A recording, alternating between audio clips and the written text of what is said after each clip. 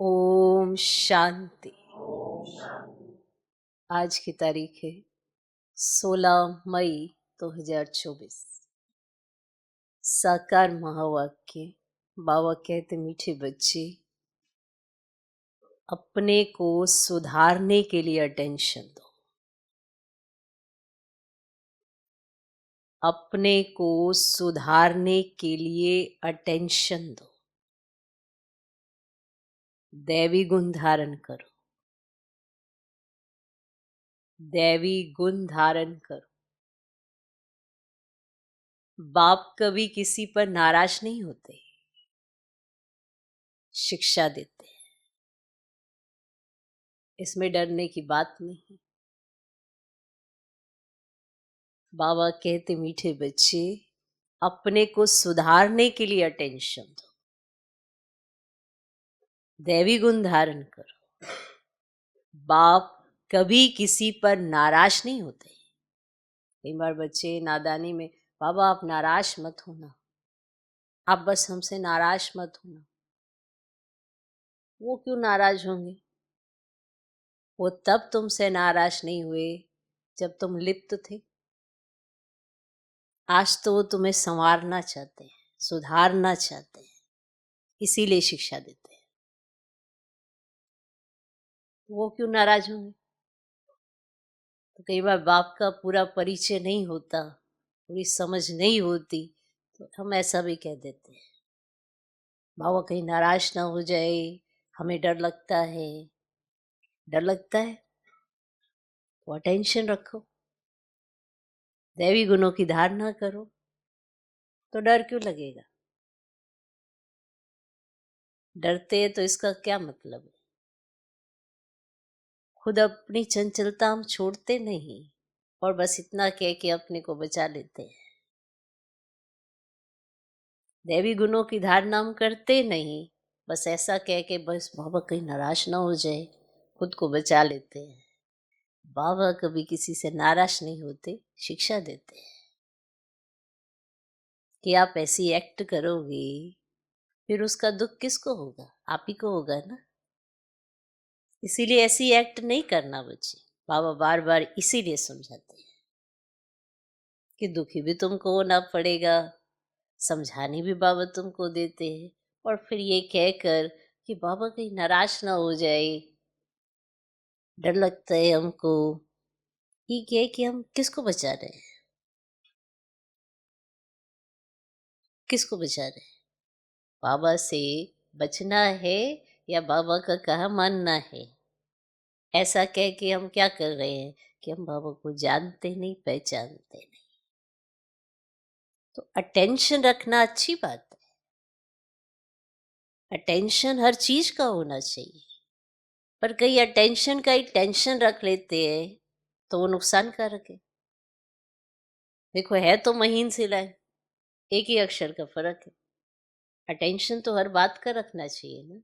अमृत वेले से लेके रात्रि तक, रात्रि से अमृत वेले तक जो भी दिनचर्या है, सब बात का क्या रखना है? अटेंशन रखना है। शुद्धता का क्या रखना है? अटेंशन रखना है। और अगर इसी का टेंशन बना ले तो नुकसान है। फिर बीमारियां लग जाती है, डिप्रेशन हो जाता है। कारण, जहाँ पर अटेंशन रखना है, ध्यान देना है देवी गुणों का, वहां पे टेंशन रख कर चलते हैं तो उल्टा तो हम करते हैं, और फिर उसका बोझा भी अपने को महसूस होता है, क्योंकि बाबा ने तो ऐसा कुछ कहा ही नहीं। तो जो करना चाहिए वो नहीं करते हैं, जो नहीं करना चाहिए वो करते हैं। बाबा ने अटेंशन देने के लिए कहा ना, दैवी गुणों की धारणा के लिए कहा ना, तो हम टेंशन रख लेते हैं, दैवी गुणों पर ध्यान नहीं देते हैं, और ये सोच लेते हैं बाबा नाराज हो जाएगा। डर लगता है। अटेंशन होगा तो हर बात एक्यूरेट होती है। अब सुबह उठते हो तो अटेंशन है या टेंशन है? अगर टेंशन है तो थोड़े दिन करोगे और फिर जहां पर इजी अपने को छोड़ोगे फिर वहीं के वहीं आ जाओगे। और अगर अटेंशन है कि इससे मुझे फायदा कितना है, मुझे प्राप्तियां कितनी है, तो ये नेचुरल संस्कार बन जाता है। वरना अगर कोई संग ऐसा मिला, वायुमंडल ऐसा मिला, तो तुरंत वैसे ही हो जाते हैं जैसे पहले थे। ऐसा क्यों? अटेंशन नहीं है, थोड़े समय का सिर्फ टेंशन है, और उसको रखकर हम बस किसी के प्रभाव में आकर करने तो लगते हैं, पर नेचुरल संस्कार नहीं बनता, क्योंकि हमें अच्छा नहीं लग रहा है, जबरदस्ती अपने साथ कर रहे हैं। और जो चीज अच्छी लगती है उसके लिए आप खिलाड़ियों को देखते हो, देखा है, माँ बाप उनको कहेंगे पढ़ लो पढ़ लो, ये सुबह सुबह उठकर कहाँ प्रैक्टिस करने चले हो, पर उनको शौक है, खुशी मिलती है उनको, तो उनको कौन उठाता है? उनका टेंशन है ये समय हमारा चला ना जाए, फिर सारे दिन में तो हमें फुर्सत नहीं मिलेगी, तो सुबह सुबह उठकर वो प्रैक्टिस करते हैं, क्योंकि उससे उनको खुशी मिलती है। तो अटेंशन किसने रखा? उसी खिलाड़ी ने रखा ना। माँ बाप ने तो अटेंशन नहीं दिया, उल्टा अलार्म बंद भी कर सकते हैं माँ बाप कि नहीं ये उठे ही नहीं, तो एक दो बार करेंगे, बाद में वो अपनी बुद्धि में अलार्म लगा लेगा। तो अटेंशन देना इतना जरूरी है। अब ध्यान देना, ध्यान से सुनना किसे कहते हैं? ऐसे तो कान आपके खुले ही हैं, पर आपका ध्यान जो बात कही जा रही है उस पर होना, इसको कहते हैं अटेंशन देना। ऐसे तो आप हाथ में मुरली लेकर बैठो, आपकी बुद्धि बाहर कहीं घूमती रहेगी, आपकी आंखें ऐसे ऐसे शब्द पढ़ती रहेंगी, आपको लगेगा आप पढ़ रहे हो, पर अटेंशन कहीं और है, तो आपको कुछ सुनाई नहीं देगा, कुछ दिखाई नहीं देगा। देख लेना, जैसे ही एकाग्र करोगे तो कुछ दिखाई भी देगा, कुछ सुनाई भी देगा। तो अटेंशन तो हर बात में चाहिए ना।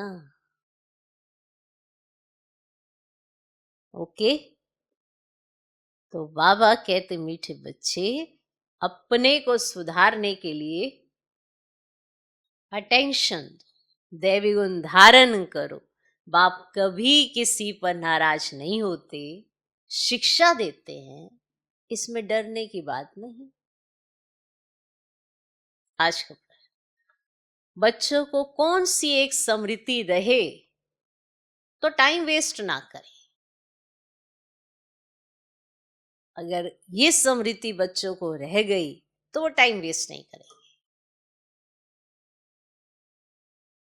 उत्तर, ये संगम का समय है, ये संगम का समय है।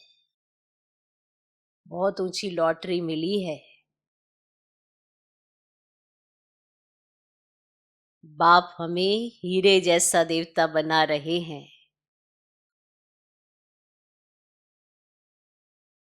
ये स्मृति रहे तो कभी भी टाइम वेस्ट ना करें।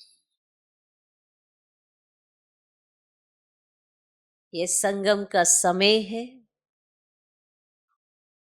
बहुत ऊंची लॉटरी मिली है, बाप हमें हीरे जैसा देवता बना रहे हैं। ये स्मृति रहे तो कभी भी टाइम वेस्ट नहीं करें। ये नॉलेज सोर्स ऑफ इनकम है, ये नॉलेज सोर्स ऑफ इनकम है, इसीलिए पढ़ाई कभी मिस ना हो, इसीलिए पढ़ाई कभी मिस ना हो। माया देह अभिमान में लाने की कोशिश करेगी, माया देह अभिमान में लाने की कोशिश करेगी, लेकिन तुम्हारा डायरेक्ट बाप से योग हो, लेकिन तुम्हारा डायरेक्ट बाप से योग हो, तो समय सफल हो जाएगा, तो समय सफल हो जाएगा। ये संगम का समय है, बहुत ऊंची लॉटरी मिली है, बाप हमें हीरे जैसा देवता बना रहे हैं। ये स्मृति रहे तो कभी भी टाइम वेस्ट ना करें। ये नॉलेज सोर्स ऑफ इनकम है, इसीलिए पढ़ाई कभी मिस ना हो। माया दे अभिमान में लाने की कोशिश करेगी, लेकिन तुम्हारा डायरेक्ट बाप से योग हो तो समय सफल हो जाए।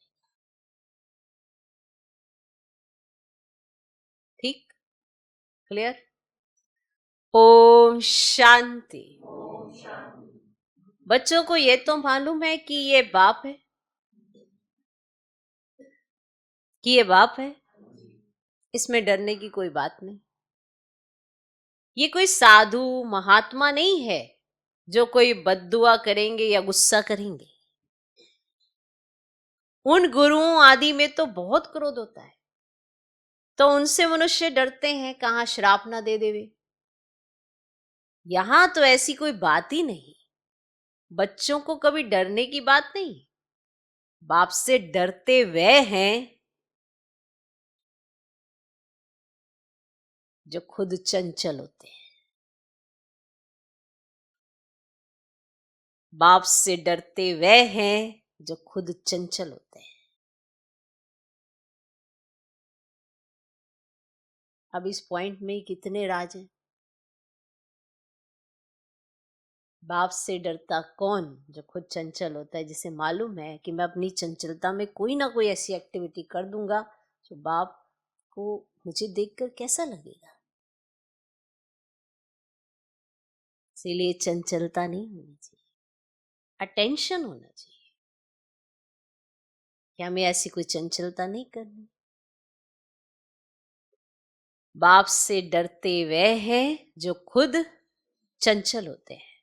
वे लौकिक बाप तो गुस्सा भी करते हैं, यहां तो बाप कभी गुस्सा आदि नहीं करते, समझाते हैं, समझाते हैं।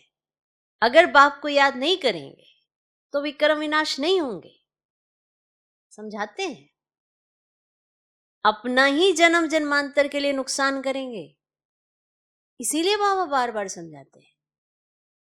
जो बाबा ने समझाया अगर आप समझ गए, फायदा आपका, और अगर हम नहीं समझे तो नुकसान हमारा, तो हम अपना ही नुकसान करते हैं। बाप तो समझाने ही देते हैं, आगे के लिए सुधर जाए। बाकी ऐसे नहीं कि बाप नाराज होते हैं, बाप तो समझाते रहते हैं। बच्चे अपने को सुधारने के लिए याद की यात्रा पर अटेंशन दो, साथ साथ चक्र को बुद्धि में रखो, दैवी गुण धारण करो, याद है मुख्य है।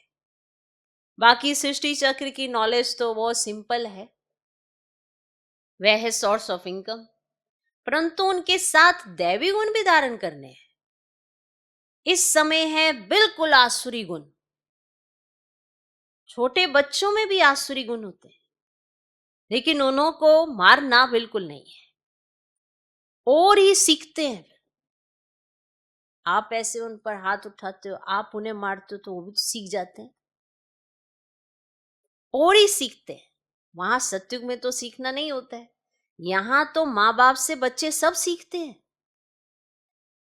बाबा गरीबों की बात करते हैं, साहूकारों के लिए तो यहाँ जैसे स्वर्ग है, उनको ज्ञान की दरकार ही नहीं। उनको तो यही लगता है ना कि हमारे लिए तो यही स्वर्ग है, हमें क्या जरूरत है स्वर्ग में जाने की। तो उनको तो ज्ञान की दरकार नहीं, ये तो पढ़ाई है। टीचर चाहिए जो सिखावे सुधारे, जो सिखावे सुधारे।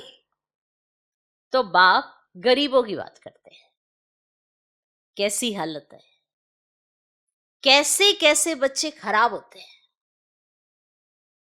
माँ बाप को सब देखते रहते हैं, फिर छोटेपन में ही सब खराब हो जाते हैं। ये रूहानी बाप कहते मैं भी गरीब निवाज हूं, समझाता हूं। देखो इस दुनिया में मनुष्यों की क्या हालत है। तमो प्रधान दुनिया है, तमो प्रधान की भी कोई हद होती है ना। 1250 वर्ष तो कलयुग को हुए, एक दिन भी कम जास्ती नहीं। दुनिया जब पूरी तमो प्रधान हुई तब बाप को आना पड़ा।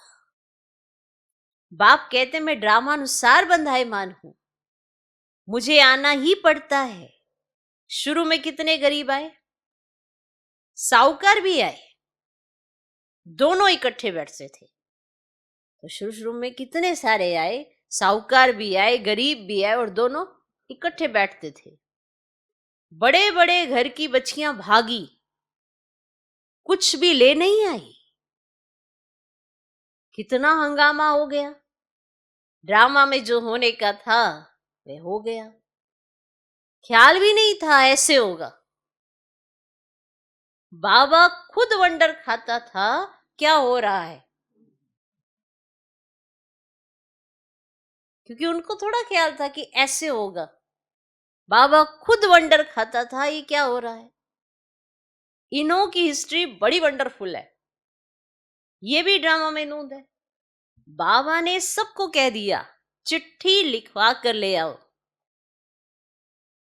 हम ज्ञान अमृत पीने जाते हैं। फिर उन्हों के पति लोग विलायत से आ गए, वह बोले विष दो। यह कहे हमने ज्ञान अमृत पिया है, विष कैसे दे सकते। इस पर इन्हों का एक गीत भी है, इसको कहते चरित्र। शास्त्रों में फिर श्री कृष्ण के चरित्र लिख दिए हैं, श्री कृष्ण की तो बात हो ही ना सके। तो ये सब ड्रामा में नूंद है, नाटक में ये सब होता है, हंसी कुकड़ी आदि आदि। ये तो दोनों बाप कहते हैं हमने कुछ भी नहीं किया,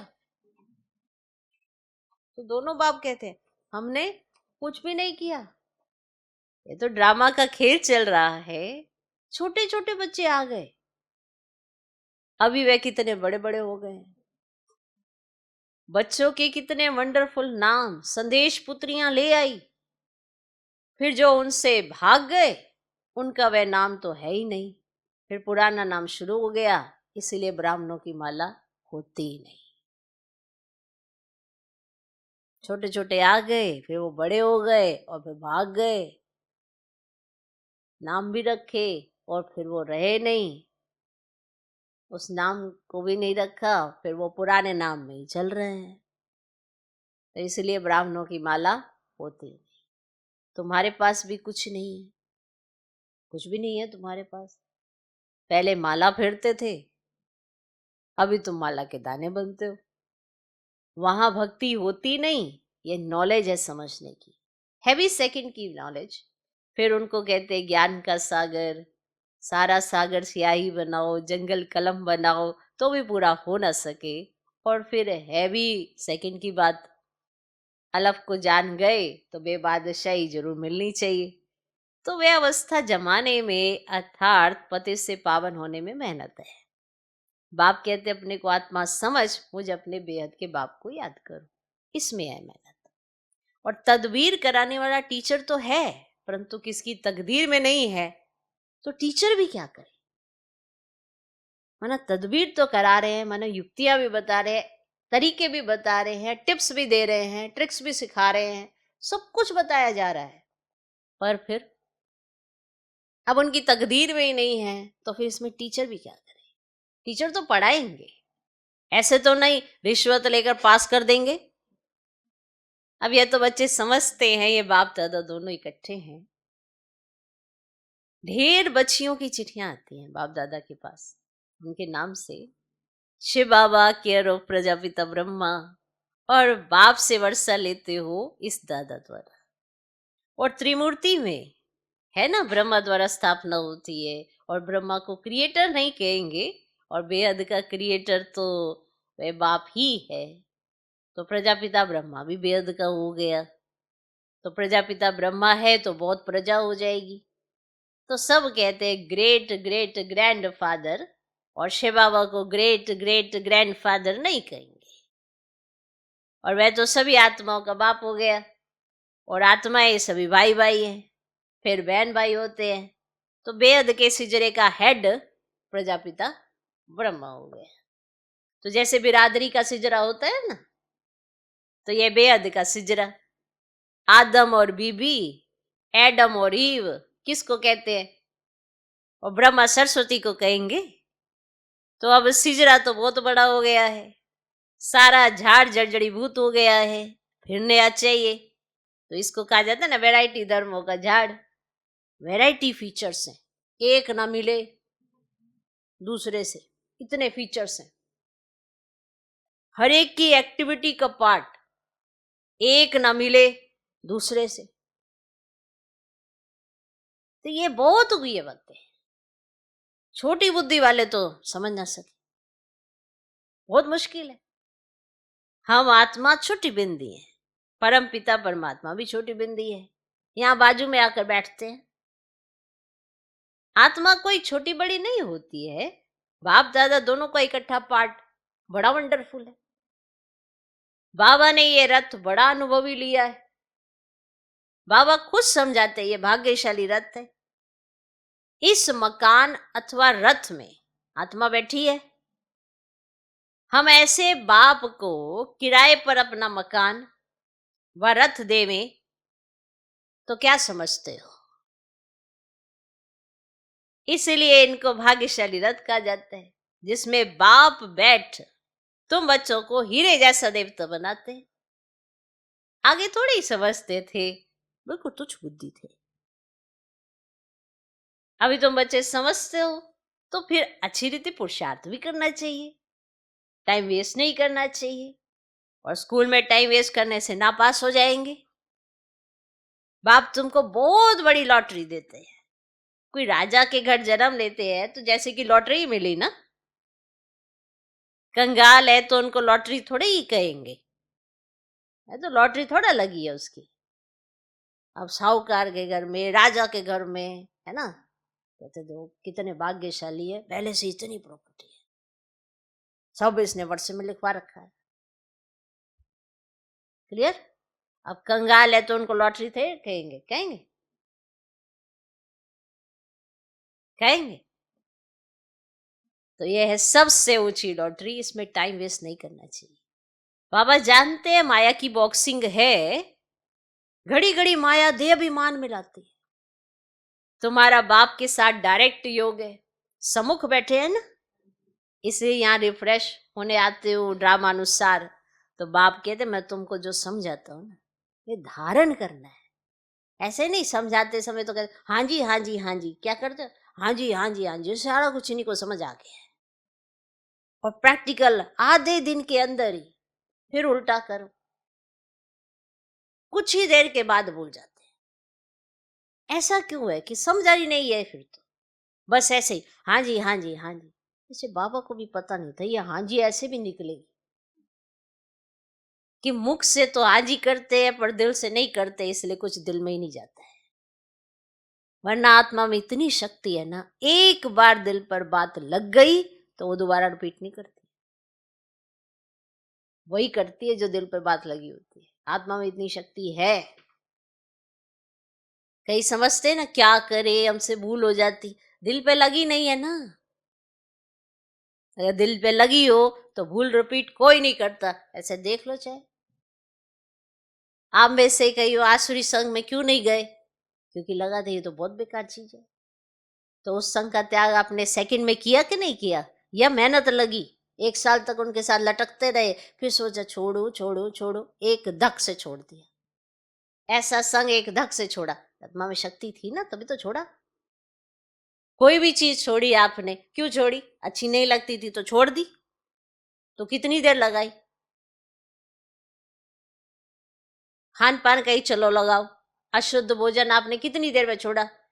आज थोड़ा पका हुआ खा लेते हैं, आज थोड़ा कच्चा खाया, आज ये किया, कितनी देर में छोड़ा? सेकंड में थॉट आया नहीं, बाबा ने कहा ये अशुद्ध भोजन है, कितनी देर में छोड़ा? तो ऐसे ही अवगुण है, क्यों नहीं जाते? क्योंकि समझ लेते हो शायद इनकी जरूरत पड़ जाएगी, रखे रखते हो।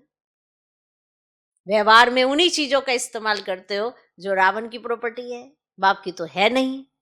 फिर इसीलिए वो जाती नहीं, दिल पर बात लगती नहीं, इसीलिए वो चीज जाती नहीं।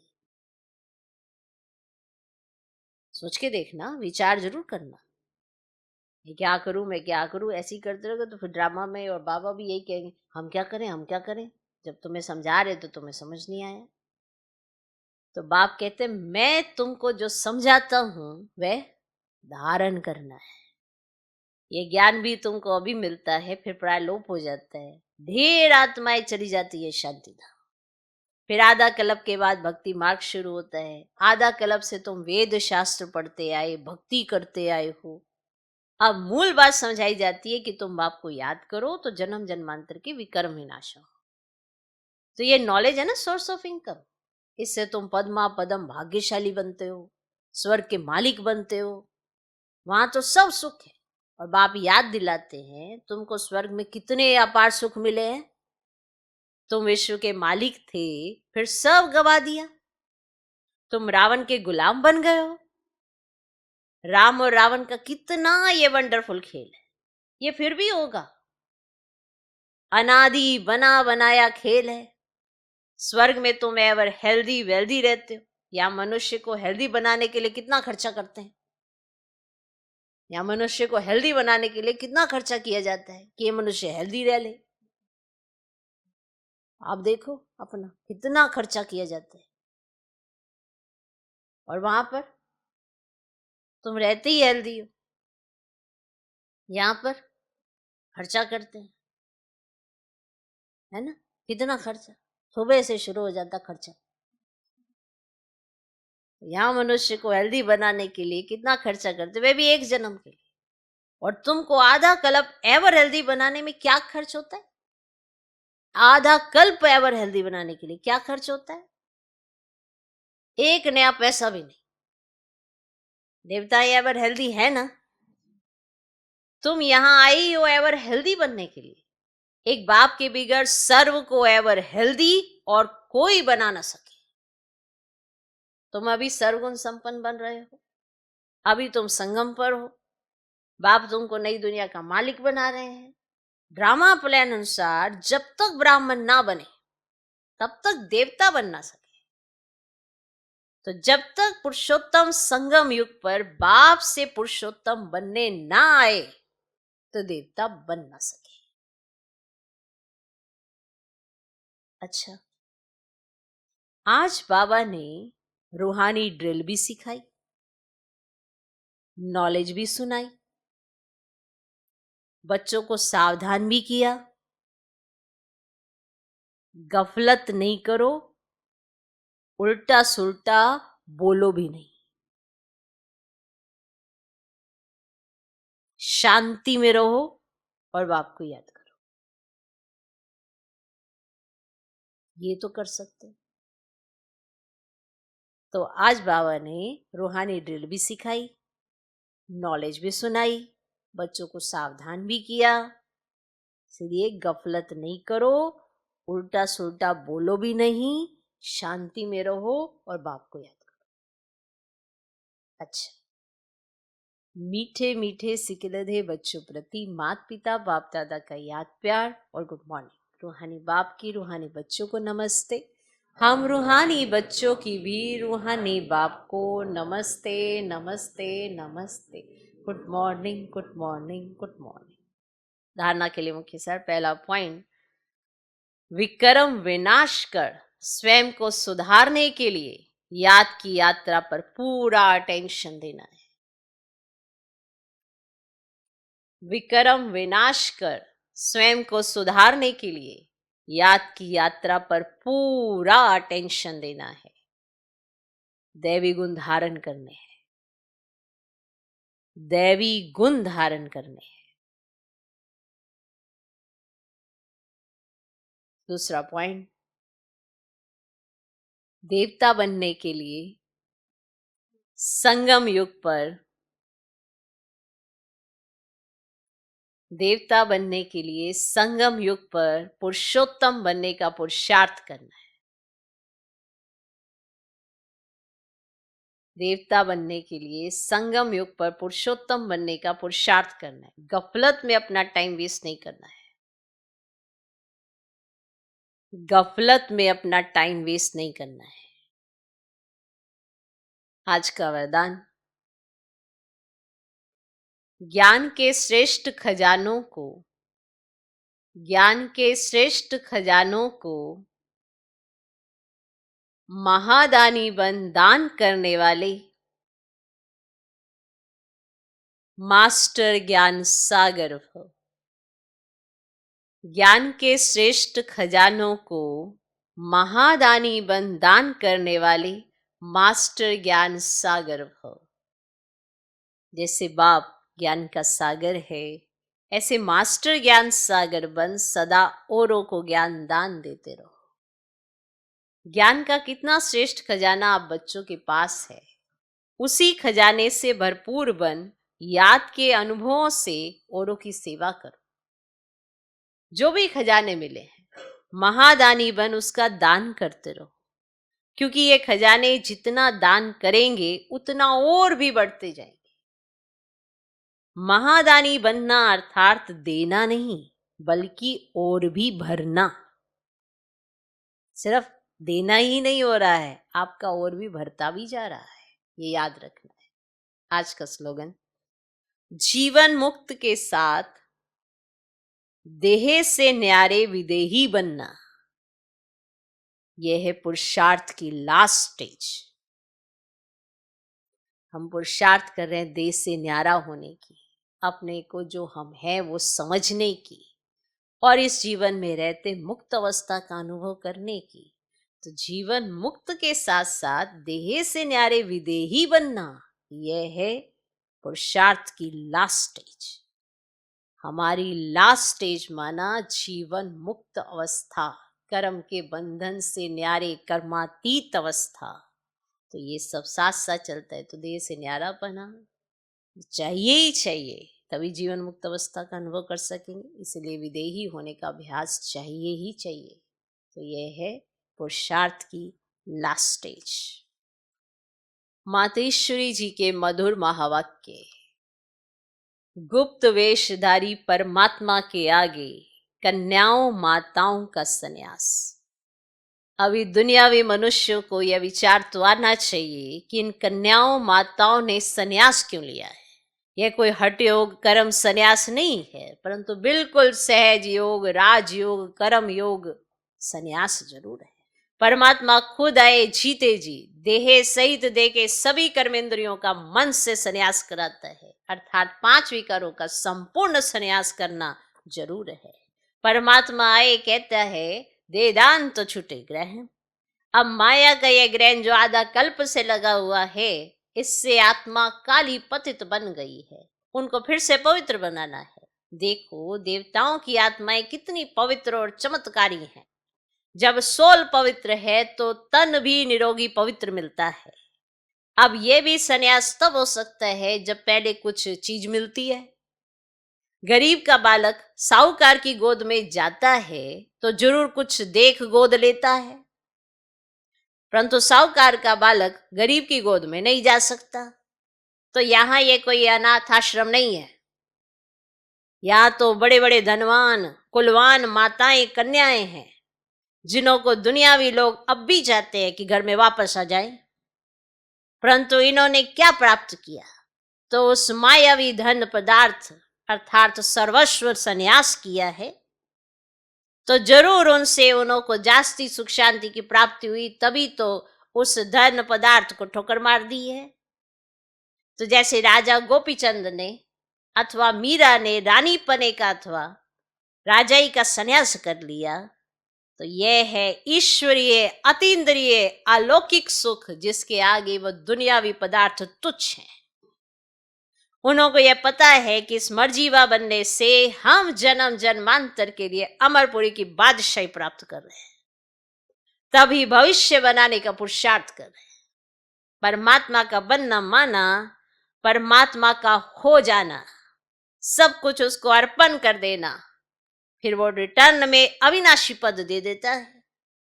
तो ये मनोकामना परमात्मा ही आकर इस संगम समय पर पूर्ण करता है, क्योंकि अपन जानते हैं कि विनाश ज्वाला में तन मन धन सहित सब भस्मीभूत हो ही जाएगा।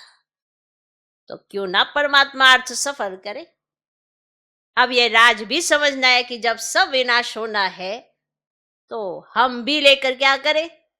हमको कोई सन्यासियों के मुआफिक, मंडेश्वर के मुआफिक यहाँ मैल बनाए नहीं बैठना है, परंतु ईश्वर अर्थ बीज बोने से वहां भविष्य जन्म जन्मांतर इनका बन जाना है। यह है गुप्त राज। प्रभु तो दाता है, एक देवे सो पावे, परंतु इस ज्ञान में पहले सहन करना पड़ता है। जितना सहन करेंगे उतना अंत में प्रभाव निकलेगा। इसलिए अभी से लेकर पुरुषार्थ करो। अच्छा, ओम शांति।